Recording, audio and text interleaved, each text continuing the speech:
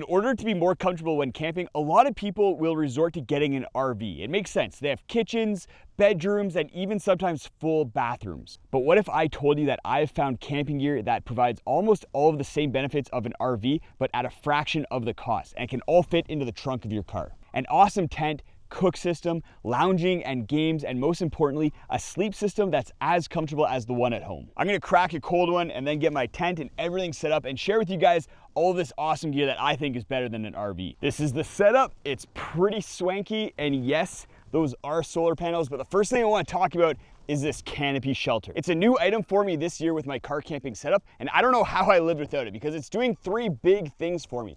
First of all, it provides protection from the sun. So if it is really sunny like it is right now, I can stand under here and not get sunburnt and not get too hot. The second thing that it does for me is it provides protection from the rain. So if it starts to rain and I have this set up, I'm gonna be protected. And I like it a lot better than tarps because I can set it up in campsites where maybe the trees aren't in the best positions or there's no trees at all. The third thing that the Canopy does for me is it provides bug protection. You can pick up mesh walls that go down all four sides, and if it's really buggy out, you just put those up and you're gonna be protected. I have here the 10-foot by 10-foot version. It comes in a couple other sizes, but I found this one to be the most versatile and the one that fits kind of my needs the best.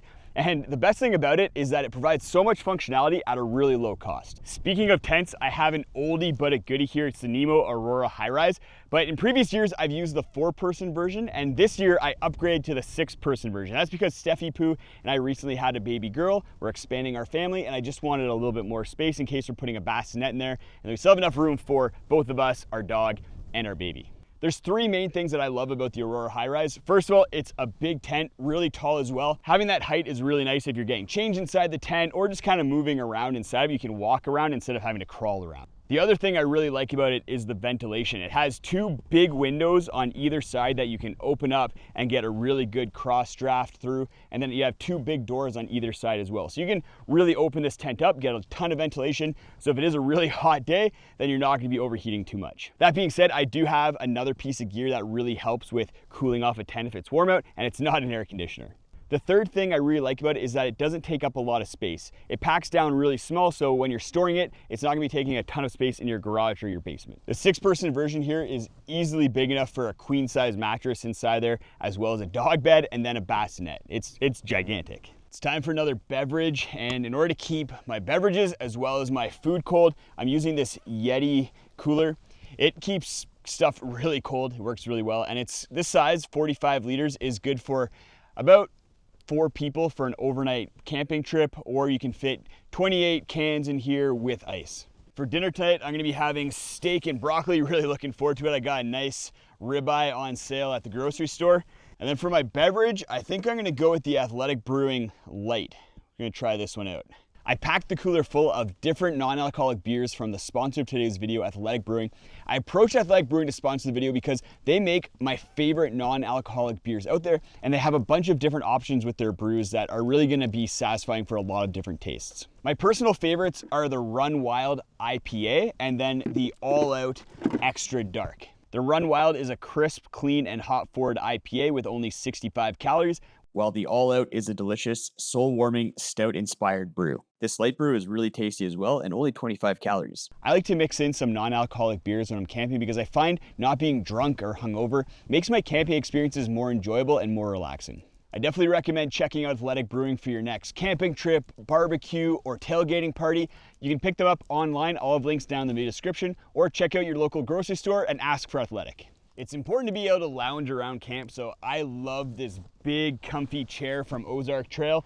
It has armrests, you can kind of lounge in it if you're by yourself, or it's really nice for cozying up with someone else and cuddling. While not necessary on a hot day like today, it also has an insulated back and bottom to it, so if you are going out in shoulder season, spring, fall conditions where it's a little bit cooler at night, then you're gonna be nice and toasty on this if you bring a blanket or something. I also have this propane fire pit that I've been loving on my camping trips for a couple of different reasons. First of all, in most circumstances where you have a fire ban, you can still use a propane fire pit, which is really nice, especially in this day and age where it seems like there's a fire ban all summer long. The second reason is that it doesn't create the same kind of smoke and smell that gets into all your clothes and hair, so all of your gear doesn't smell after a camping trip. And because it uses propane, just like your barbecue, you can still cook things on it, so if you want to roast marshmallows or cook up a hot dog, you can still do that with the propane fire pit. I think it's important to have different games when you're camping as well. Things like cornhole, ladder ball, bocce ball. There's a ton of different options out there. But my favorite recently has been this foam axe throwing game. So you can just set up the target on anything. I have it on my cart here. And then you have these foam axes that have Velcro on them that you throw at the target. I haven't done this in a while, so let's see how I do. I'll do a couple throws and see if I've gotten any worse or better recently. Okay, that's pretty good. Not bad. It's a little windy right now, so the foam is, that's good. The foam's moving, but I got 4 for 4. Woo! It's not as easy as I made it look either. I played this game with Steven from My Life Outdoors, and he was struggling a little bit. That being said, I am Canadian, so this kind of thing is in our blood. You may think that having a solar panel and power station is a little bit overkill for camping, and for the most part, I would agree. If you're just going on an overnight or a weekend camping trip, you don't really need either of these things. But where I think they do come in handy is if you're trying to improve your sleep comfort. Like I said, I'm going to be getting into that when we're talking about the sleep system, or if you're going out for an extended period of time and you need to charge your electronics. You can plug in your cell phone into the power bank here, keep it charged over the course of a trip.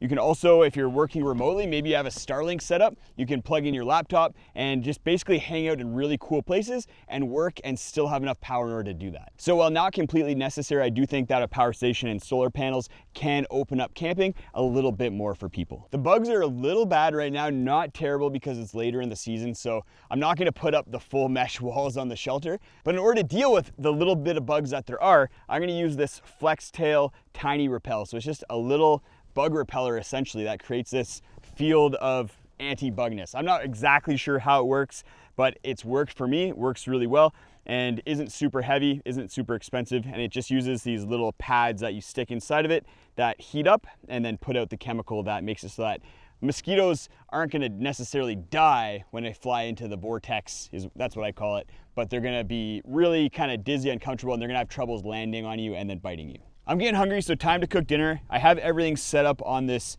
table from Mech. I think having a table when you're camping is a really nice luxury. If you're going somewhere with a picnic table, then you don't need to bring an extra table, but if you're going into like random camping areas, then having a table is really nice. I'm just using kind of a standard Coleman's 2-burner stove here, so I like this one because it has a grill on it so I can cook up the steak on there. And then I have some utensils from MSR here, and then a cutting board in order to cut up the broccoli. For water, I don't need a ton of water on this trip, so I have a 4-liter water cell from Sea to Summit here. If I was going on a longer trip, then I'd just get one of those big blue jugs that you see all the time that people use when they're camping. Those work really well. I think everything's done here. So let's get it off the burner. We got the broccoli here. I got a little bit of water in there, so I'm gonna strain that out. I'm using this Sea to Summit collapsible pot. So it has like a silicone kind of outside to it and then a steel base. So it's really nice because it collapses down really small for storage. And then you can cook pasta, steam up some broccoli in there. Just a really versatile pot. And then I think the steak, we'll see how I did with the steak. It's really hard to cook on these stoves a lot of the time. And I'm gonna go with the all-out stout from Athletic Brewing for my beverage with my dinner because I think it's gonna pair really nicely with the steak. So I got this folding knife in order to cut up the steak. Let's see how I did here. I like my steak medium rare, so I think I nailed it. Nice, that's awesome.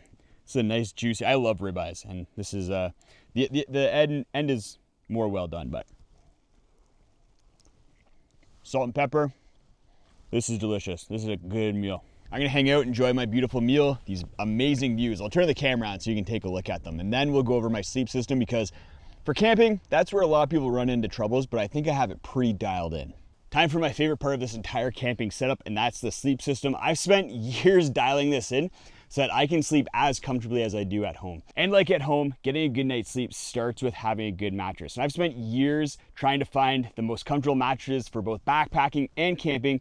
And this one that I have here is the most comfortable that I've ever used for camping. It's a Nemo Roamer XL, and it has a few really good things going for it. First of all, the internal structure is an air foam hybrid, so you have that air in order to provide compactness as well as some firmness to the mattress, and then the foam provides support as well as comfort. So when you're laying on this, you sink in really nicely, but you don't sink in such a way that you're gonna end up with a sore back. I found that with some mattresses that aren't supportive, when I lay on them, I get a really sore back in the morning, and that's just not good. The second benefit of this mattress is its size. It's a 30-inch wide mattress, which provides you a lot of real estate for kind of tossing and turning. It also comes in a double wide size if you want to share with a partner, or if you have two of the XL mattresses like Steph and I do, they actually have toggles on the mattresses that allows you to toggle them together so that they're not separating and you can kind of still cuddle throughout the night. Steph and I like this modularity because if I'm going out by myself like I am right now, then I can just bring one mattress and it saves a lot of weight and packing in the car. Or if we're together, we can toggle the mattresses together, get that extra space, and cuddle throughout the night. Just kidding, we don't cuddle. We actually sleep on opposite sides of the mattress because we just get way too warm when we're sleeping. The mattress is also really thick at 4 inches, so if you're side sleeping and you are on the heavier side with broader shoulders or wider hips, you're not gonna be bottoming out with this mattress. With other camping mattresses that I've tried, they've never been able to really find the balance of firmness, yet comfort and thickness. There's always been something missing and I've ended up waking up sore. With this mattress, I wake up super comfortable, really well rested, and that's a testament to how good of a mattress it is. For the top insulation, I'm using a camping specific kind of sleeping bag, but you could just bring a comforter or blanket from home and use that and you're gonna be just fine. I like this camping specific sleeping bag because it pairs with the mattress. It has sleeves on either end that hook onto the mattress in order to lock it in place. And when you're using a sleeping bag, it's nice to have that locked on feeling to the sleeping pad. I also like the modularity of this system. I can just bring out one sleeping bag when I'm going by myself, or when Steph and I go out together, the sleeping bags zip together in order to create one big blanket. The bag also has draft collars at the top here and then comes with a sheet. So it's just a lot of really nice features that make it a little bit next level compared to bringing a blanket from home. The one thing I would advise is not attaching the bottom sleeve to the sleeping pad if you're using it, because it really compresses your toes. So if you're sleeping on your back, your feet feel like they're getting crunched down. Pillows are an area where I just don't compromise if I can help it. And when I'm going car camping, I just bring the same pillow that I use at home. This is a purple mattress pillow. It's kind of crazy looking, but it's super supportive and feels great. When I pair my pillow from home with this awesome mattress and sleeping bag, I get almost as good sleeps as I do at home. So I talked about how well this system keeps me warm, but one of the hardest things with camping that I find is staying cool on really hot days. And for that, the ventilation of the tent helps a lot. But the other thing that I've started doing has to do with the power station and the solar panels. And that's bringing a full-on fan out on trips with me. So when I'm camping now, I have a fan from Honeywell, a floor fan here. I plug that into the power station and I get 17 hours of fan usage at full power with this system. So a couple nights, no problem. And with the solar panels, I can recharge it and get even more days out of it. When it's really hot out, having a powerful fan being able to blow air right onto you is really nice and allows you to sleep in some pretty hot temperatures. If you have sleep apnea, this power station could also be a good investment because it allows you to bring your CPAP machine from home and then still get out camping with your CPAP and getting good night's sleep. I've heard from a lot of people who have sleep apnea that not being able to bring their CPAP out camping really results in terrible sleeps and is a big barrier for them getting out. I'm gonna have another athletic brew. Enjoy the evening. If you want to see a comparison of the top budget down jackets, go check out this video right up here. I go over 5 of the most popular budget down jackets out there and rank them from worst to best.